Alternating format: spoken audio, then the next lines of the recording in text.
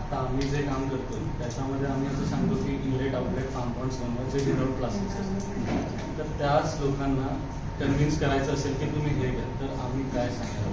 आता जसं की unlined plastic ponds, unlined non plastic ponds, these are fantastic recharge mechanisms.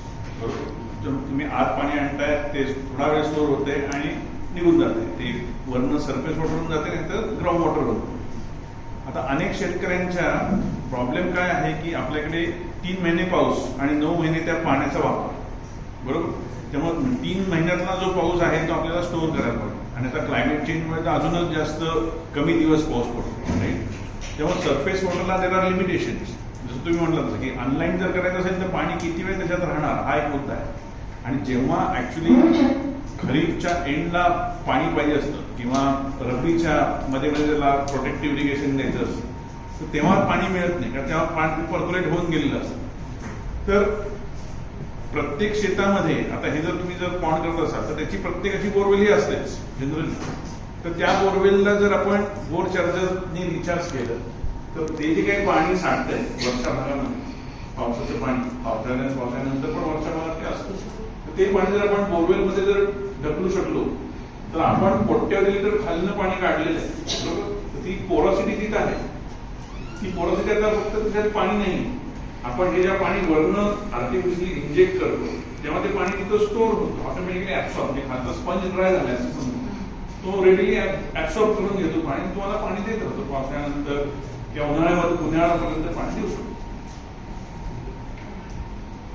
त्यामुळे हे तंत्रज्ञान शास्त्रीय दृष्ट्या आणि सस्टेनेबिलिटीच्या दृष्ट्या सुद्धा, कारण आता आम्हाला क्लायमेट कलेक्टिव्हचा एक इंटरनॅशनल आम्हाला अवॉर्ड मिळाला, ज्याच्यामध्ये आम्ही वर्ल्ड फायनान्स पर्यंत गेलो, आम्ही इंडिया फायनान्स जिंकलो आणि वर्ल्ड फायनान्स पर्यंत गेलो. त्याच्यामध्ये बेस्ट क्लायमेट चेंज रेझिलियन्स आणि अडॅप्टेशन टेक्नॉलॉजी फॉर वॉटर म्हणून आम्हाला अवॉर्ड पण मिळाला.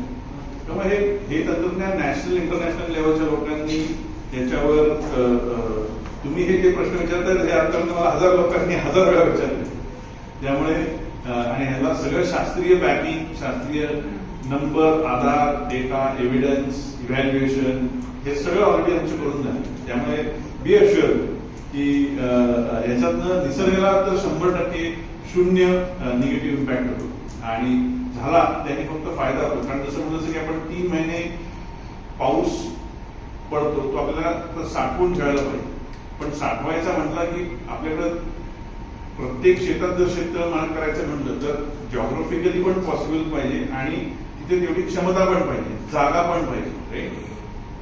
तर पण वरच्या भागामध्ये जे पाणी साठतं तर त्याच्यापैकी जवळजवळ 30 ते 40 किंवा इव्हन 50% पाणी हे इव्हॅपोरेशनने निघून जातं. आणि बाय द टाइम आपल्याला ते शेतकऱ्याला पाणी द्यायचंय फेब्रुवारी जानेवारीमध्ये रब्बीचं उत्पादन चांगलं उत्पादन घेण्यासाठी, तोपर्यंत ते पाणी गेलेलं असतं, ते पर्क्युलेट झालेलं असतं, नाही तर उडून गेलेलं असतं.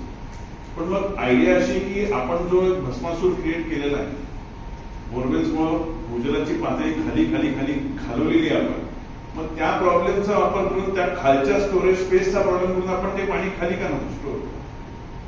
आणि हे स्टोर केलेलं पाणी हे आता वॉटरशेड मध्ये पण कसं होतं की ज्यांचं नाल्याच्या जरी शेत आहे त्यांना विहीर करता येते, त्यांना पाणी भरपूर मिळतं आणि सगळं वॉटरशेडचं वरच्या भागात जे काही काम झालं त्याचा पाणी त्यांना मिळतं.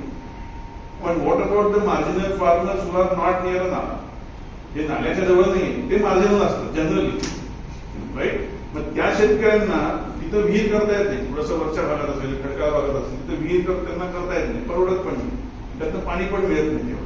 मग ते बोरवेलसाठी जातात आणि ते स्वस्त पण 50-60 हजार रुपये बोरवेल होते.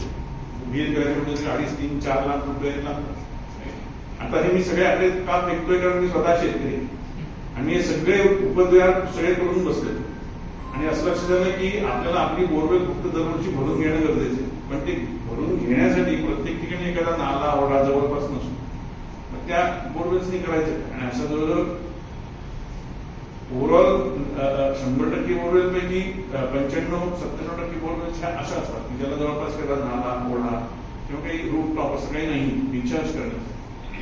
तर त्या प्रॉब्लेमला सॉल्व्ह करण्याकरता आम्ही हे डिझाईन किंवा हे इन्स्ट्रुमेंटेशन डेव्हलप केले की जेणे आम्ही त्या बोरवेलची अॅनाटॉमी चेंज करतो.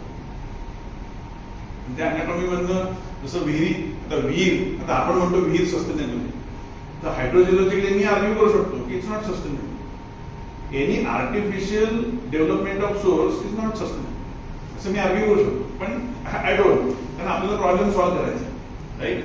तेव्हा बोरवेल इव्हिल आहेत, वाईट आहेत असे पण म्हणणारे खूप महाभाग आहेत. बोरवेल सगळं बॅन करा. अरे पण तुम्ही एखाद्या त्या शेतकऱ्याचा विचार करा की जे दुसरा पाण्याचा स्रोत नाही, राईट. त्याला त्याचं 1, 1.5, अर्धा एकर जे काही क्षेत्र आहे त्याला भिजवायचे, त्याला थोडंसं रब्बीमधलं काहीतरी पीक हातात यावं अशी जी अपेक्षा आहे. आणि त्याला विहीर करणं शक्य नाही, परवडत नाही आणि पॉसिबल पण नाही तिथे हायड्रोजिओलॉजी. मग तिथं तो बोरवेलच घेतो. म्हणून असे आपण भस्मासूर जो काय आपण क्रिएट केलेला आहे, मग त्या भस्मासुराचा वापर करूनच आपण पाणी स्टोअर करण्याची सुविधा का नको. तर ह्या विचाराद्वारेच आम्ही प्रेरित होऊन हे टेक्नॉलॉजी डेव्हलप केलेली आहे. आणि ती टेक्नॉलॉजी जास्तीत जास्त शेतकऱ्यांपर्यंत नेण्याची गरज आहे. ऍक्च्युली आता आम्हाला हे जे काही अवॉर्ड मिळालं ते आम्ही म्हटलं असतं की पुण्याच्या आजूबाजूला आम्ही हे करतो, सोबत झालं असतं. मला 6,000 काय आम्हाला लोकांनी 10, 15, 20,000 पण दिले असते. पण आम्ही मुद्दाम मराठवाडा का निवडला, कारण इथे खरं प्रॉब्लेम खरा इथे. आणि इथल्या शेतकऱ्यांना जर आम्ही सुविधा देऊ शकलो, माफक दरामध्ये देऊ शकलो, तर आम्ही हे भारतामध्ये कुठेही देऊ शकतो. पुणे आजूबाजूला किंवा पश्चिम महाराष्ट्रात हे तंत्रज्ञान आणणं सोपं आहे, सहज सोपं आहे. पण त्याचा काही फायदा नाही, त्याचा खरंच गरजू लोकांपर्यंत आम्ही नाही पोहोचू. त्यामुळे ह्या सर्व गोष्टींच्या आधारे आम्ही बोरचार्ज ही संकल्पना डेव्हलप केलेली आहे. आम्ही एक पॅरा हायड्रोजिओलॉजिस्ट नावाची एक संकल्पना केलेली की गावामधल्या एखाद्या व्यक्तीला आम्ही ट्रेनिंग देऊन त्याला आम्ही भूजलाबद्दल आम्ही म्हणजे आपले आशा एएनएम वर्कर्स असतात तर त्या लेवलच्या नॉलेज पर्यंत आम्ही त्यांना आणून ठेवू. नुसतं आणून ठेवणार नाही, आम्ही त्यांना टूल्स, टेक्निक्स हे पण आम्ही त्यांना देणार आणि त्यांना आम्ही आमचं फ्रँचायझी बनवणार.